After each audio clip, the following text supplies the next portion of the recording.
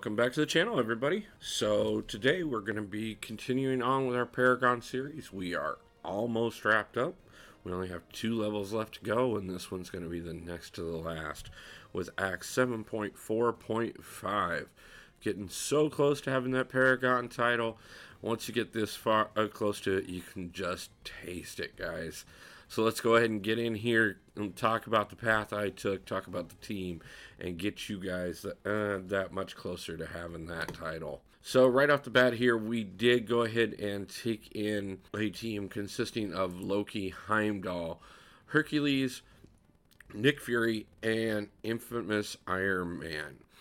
Now, we took in Hercules and infamous Iron Man to run the path, and we took in Nick Fury for the boss node, with Loki and Heimdall being in there for a support team.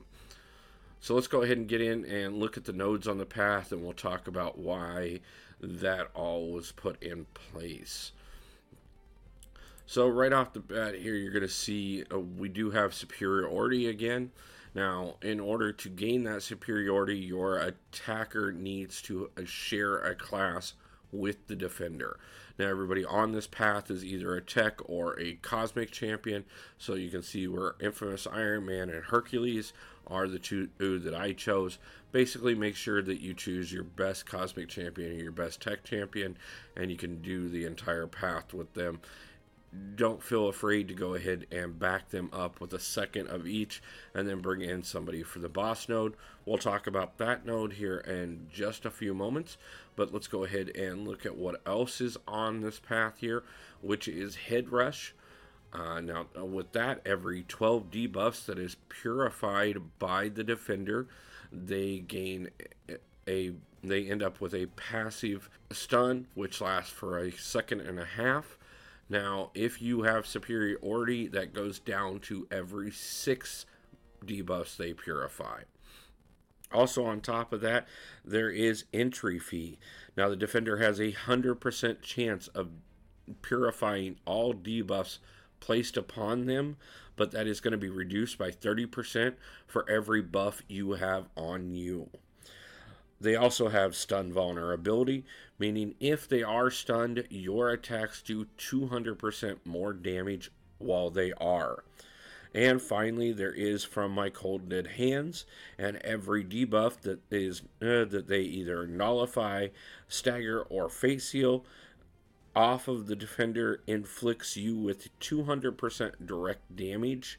Now, the nice thing about it is that does not have anything to do with the head rush there, because it's being purified, not nullified, staggered, or fate sealed, and most of the defenders on this path do not have the ability to do any of those 3. Now, for the path here, we are going to start off with Stark Enhanced Spider-Man, followed by Angela, Mysterio, Captain Marvel movie, Psycho Man, and then Cosmic Ghost Rider, before heading over to the boss island and choosing between either Namor, Killmonger, or Mr. Negative, which is who we did go ahead and go with. Now, I will show you the nodes for each of the bosses there, but of course, that just gives you the ability, if you decide that Mr. Negative is not the correct boss for you, to be able to know what is on the other 2 of them. Feel free to pause at any point in time and look those over. But for Mr. Negative here, he does have favorites, which at the beginning of the fight, he's going to choose either light, medium, or heavy, and whichever one of the 3 he chooses, that will get a 100% buff to attack and ability accuracy, but the other 2 will take a negative 100% to the attack or ability accuracy. He also has energy adaptation fire, meaning that every attack that you land on him has a 50% chance of inflicting incinerate upon you. Now, that is reduced to 0 if he is bleeding, but if you inflict incinerate on him, he is going to have negative 100% damage from that. but gain a 1% regen throughout the entire time that the Incinerate is on him. So make sure that you're not taking in champions that are going to inflict Incinerate on him. He also has special Burst Lock 3. Now, anytime he launches a special 3, you are going to become heal blocked and armor broke for 15 seconds. And finally, he does have Picture of Health, which does make it so that he cannot have any of his regen rate manipulated. That does set us up for the path, so let's go ahead and get in here and see how it went for me. Like I said, this is going to be one that we're going to do everybody with Infamous Iron Man as well as Hercules.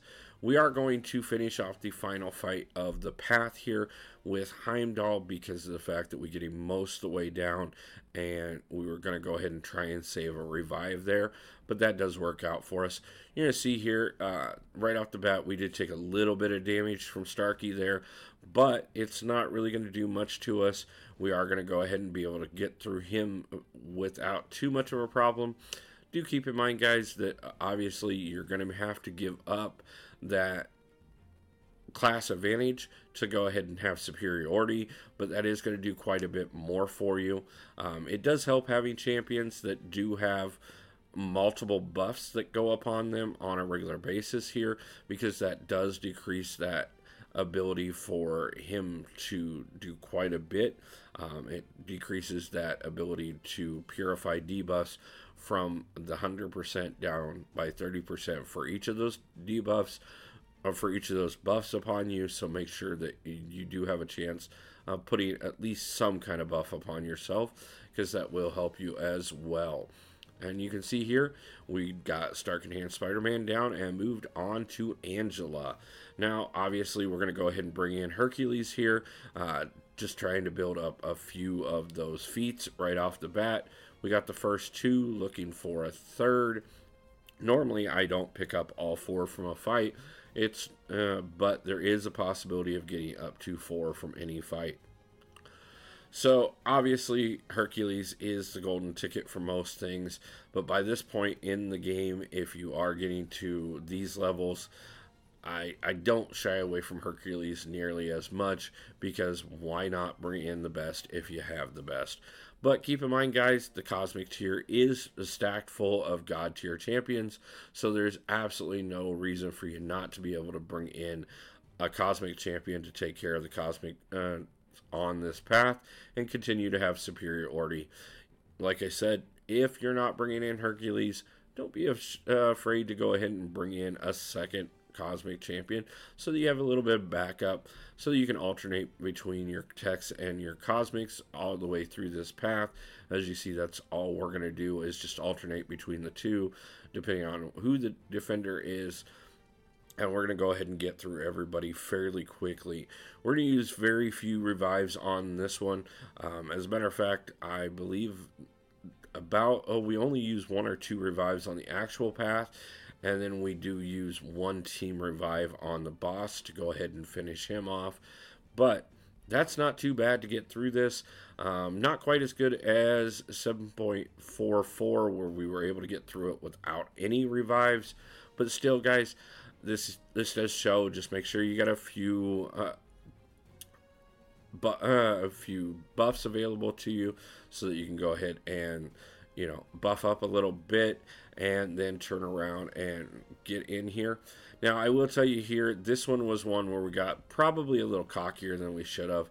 We were down quite a bit of health on Hercules when we came in here, and we probably should have healed up beforehand, but we didn't, and we are going to go down to Captain Marvel movie here before we're able to get her down. So this is one of the few times that we are going to have to use a revive here. Of course, again, this is done by my own doing. If I would have healed him up, we probably wouldn't have had that problem whatsoever. But the nice advantage to it is it did give me another chance to pick up a couple extra feats early on. So this is going to increase Hercules' ability going further into the path. So it's kind of a double edge there. Whereas that a little bit of negative and a little bit of positive to it either way, just by not necessarily healing up. But not a big deal, guys. So we went ahead and moved over here to Psycho Man. Again, another infamous Iron Man fight. Went ahead and got through him fairly decently. Psycho Man is one of those ones that it doesn't take a lot to slip up against.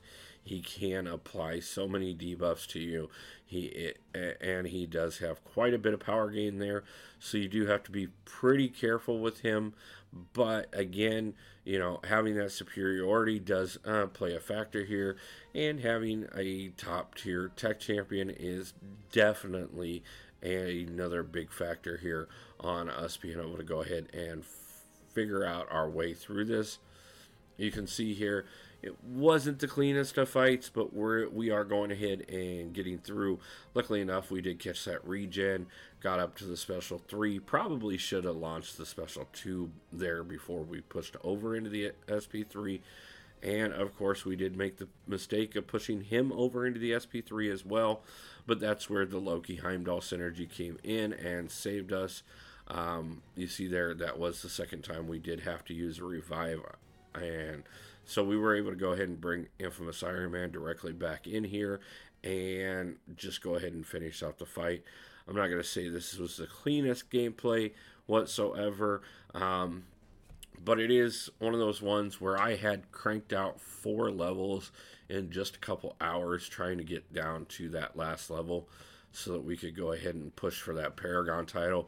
We were getting really close to July 4th there, and I wanted to make sure that we were in place in time for the July 4th deals, which I was able to pull off there. We actually got this done just in time, that we had a little over 24 hours between the time that I finished Paragon and got the title and the launch of the July 4th deals.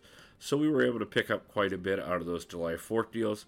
If you haven't seen that video, make sure you stop over, check that out. It was an amazing crystal opening. I know it is definitely one of those things that the community had a little bit of a mixed reaction to, just because of the fact that Kabam did make it way more pay to play than we've ever seen before. Obviously, I didn't take full advantages of those deals, because it was a ridiculous amount of money that would had to have been spent, and I had not budgeted for anywhere near the amount that it would have taken to buy out the entire store as many times as they gave you the option to do so. But like I said, we did end up finishing off Cosmic Ghost Rider there with Heimdall. Figured I was going to try and save an extra revive there, because I was hoping I could go ahead and take down Mr. Negative with Nick Fury and not need to whatsoever bring in anybody else, and that would be quick, simple, easy enough. We got quite a bit here. You can see we got almost 30% off of him there, but we pushed him into that SP3, which unfortunately was a little more than we could take. So I brought in Infamous Iron Man here because he did have health left. Could have probably healed up a little bit and did a bit more to him, but we are going to get him down quite a ways before we do end up healing up all 3, Nick Fury, Infamous Iron Man, and Hercules, to go ahead and finish him off here.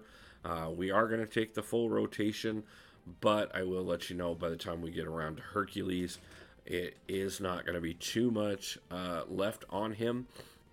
So the second time we brought in Nick Fury, we were able to do quite a bit more than we did the first time. You can see here that the Heimdall Loki synergy right there saved us quite a bit. Brought him down to just over 20%, and we're almost there. I'm trying to push him all the way there, but of course I pushed him into the SP3, which was a mistake on my part. So of course we had Infamous Iron Man on standby. Thought I could go ahead and finish him off here. Again, just playing a little too aggressively, which is a mistake on my part, but I was trying to get that last little bit off of him. Got him down to 2%, and that's all that I needed for Hercules to be able to come in and finish that off. And that's another chapter in the books, and that leaves you at this point 1 chapter away from being able to have the highest title in the game of Paragon as of current. So Guys, we're going to go ahead and get back in here tomorrow with that final level. Show you guys how to get that Paragon title so you guys can go ahead and start getting those the best rewards in the game and the best offers in the game. If you're no matter if you're free to play or if you are able to spend on the game, getting that Paragon title is going to make a huge a difference. So make sure you guys are coming back tomorrow for that final push there and see how we were able to take down Kang for the second time. Now this one is a little bit more of a fight, but trust me guys, compared to the Grandmaster, this is nowhere near as difficult. So obviously you got past him. At this point, you can definitely get past Kang. We will be back Sunday for a crystal opening. We're going to be starting a couple new series this week after we get that final Paragon video out. I'm working on a couple things, including the fact that we are going to have started a new account and going to see how far we can take that account playing casually from now until the banquet event, to see what it would be like if you brought a new family member, friend, or loved one into the game and being able to show them what's possible in this game. And believe me, compared to what it was when I started this game and when several others started this game, there is so much you can do to progress a lot quicker. So I'm going to go ahead and get this one wrapped up, and I will see you guys back tomorrow for the next one, and I will see you Sunday for a live stream. I hope you guys are doing great. I hope you had God to your pulls, and I hope you're excited to finally become Paragon. Peace out.